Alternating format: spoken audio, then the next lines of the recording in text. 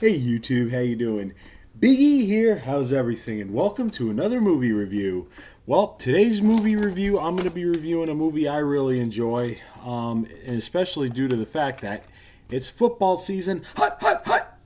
And speaking of football season, I'm going to be reviewing a movie. If you like action and sports and everything, like action-packed and everything, oh, excuse me, I'm going to be reviewing a movie which is a combination, in my opinion, of action, thriller, and sports.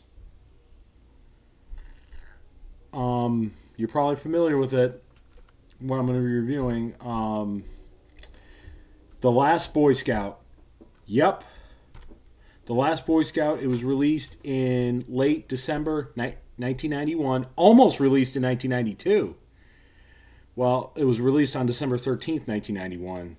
And it's directed by Tony Scott, who's directed movies like Days of Thunder, Top Gun, Beverly Hills Cop 2, Enemy of the State with Will Smith and Gene Hackman, and he's also directed like Man on Fire with Denzel Washington, True Romance, The Talking of Pelham 123, Deja Vu, Unstoppable, and yeah. He did a good job in this. And this stars Bruce Willis and Damon Wayans. Yep. It's about a cynical private investigator and played Joe Hallenbach, played by Bruce Willis, and a former football quarterback named Jimmy Dix, played by Damon Wayans. They team up to uncover a deadly political conspiracy involving sports gambling and corruption, where the owner of a football team in this wanted about bribing a U.S. senator, California senator named Calvin. He was trying to bribe a senator into legalizing sports gambling, and it was Senator Calvin Boehner was his name, and he's played by actor Chelcie Ross. Yeah, and Joe Hallenbach worked for Boehner as a Secret Service bodyguard one time, but got fired. Yeah.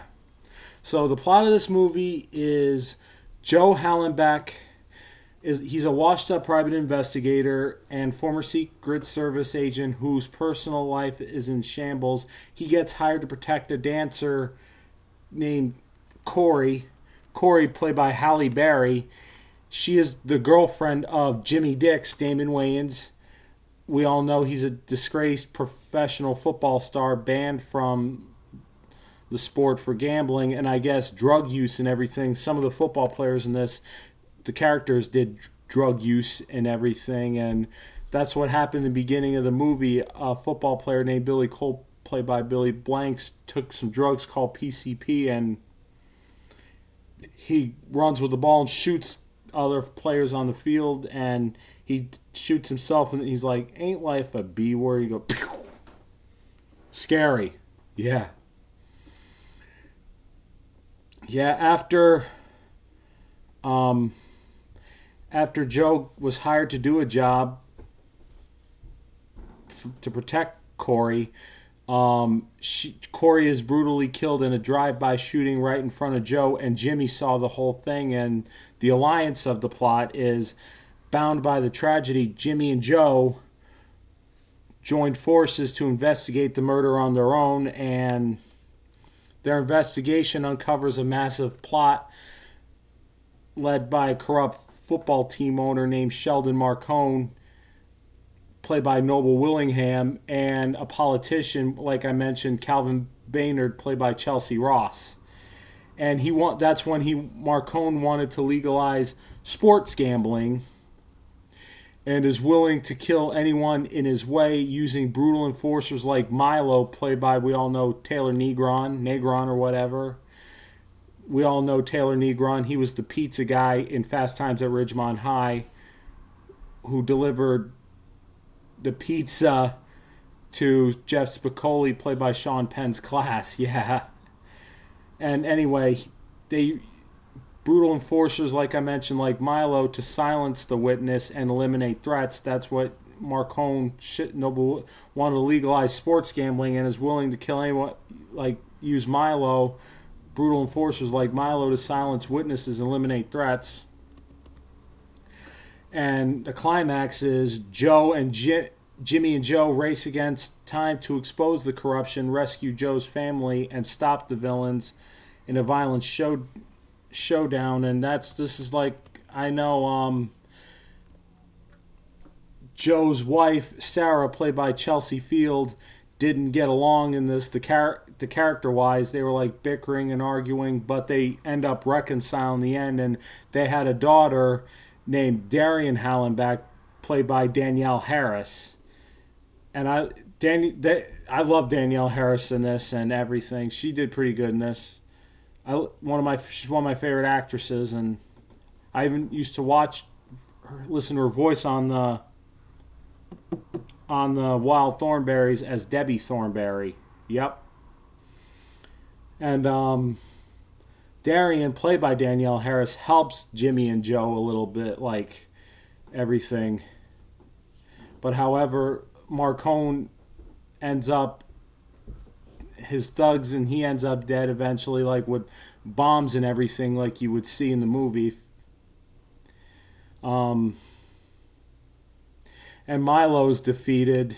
His defeat, in my opinion, when he was trying to shoot Baynard and Jimmy Dix was like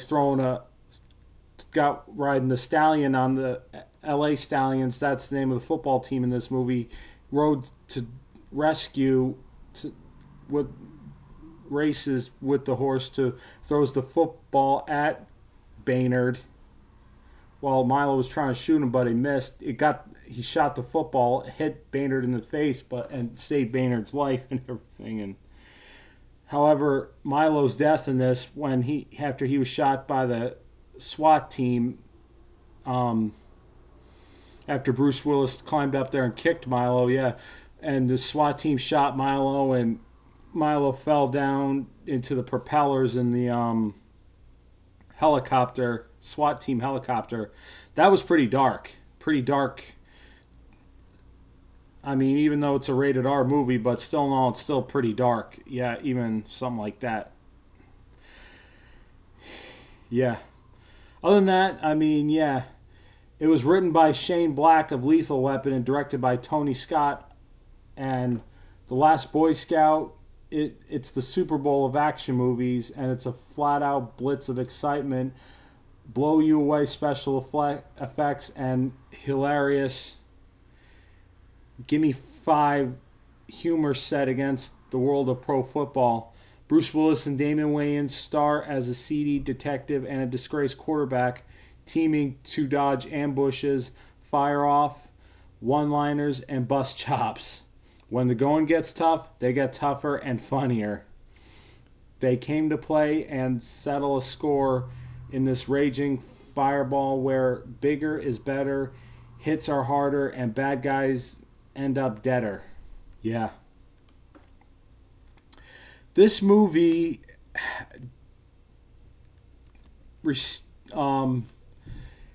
it had a budget of $43 million and it made $114.5 million at the box office. And I really love this film. I mean, it's a pretty good movie. It's got a 48% on Rotten Tomatoes. It's got a 3.5 out of 5 on Letterboxd and a 7 out of 10 on IMDb. It deserves like a little bit more than that. I mean, it was pretty decent though. I mean, I prefer this Bruce Willis film over Hudson Hawk. I've heard a lot of people didn't really like Hudson Hawk. I know, which also came out in 1991, but the cast and crew in this was pretty good. I love Danielle Harris, Chelcie Field, and Taylor Negron, Halle Berry, even Noble Willingham. Bruce McGill was in this. He hired Joe Hallenbeck, played by Bruce Willis, to do the job, and he got Bruce Willis. Accused Bruce McGill's character, I remember in this, of screwing, like having an affair with his wife, played by Sarah, and then Mike Matthews eventually, after he left Bruce Willis, Joe's house. He went to start his Ford Mustang. As soon as you hear the start, the car goes, boom! Yeah. Somebody wired the car, yeah. That was scary too, yeah. I give this 4 out of 5, like 4.6 out of 5 stars. I mean, some scenes in this I didn't like I really didn't care for when Danielle Harris, when she was cursing at her father and everything and arguing and like her age at the time, and yeah. The character and the actress herself. Yeah. But yeah. I still recommend this film. And also I wanted to mention, if you've never seen this movie, go check it out today. You will enjoy it.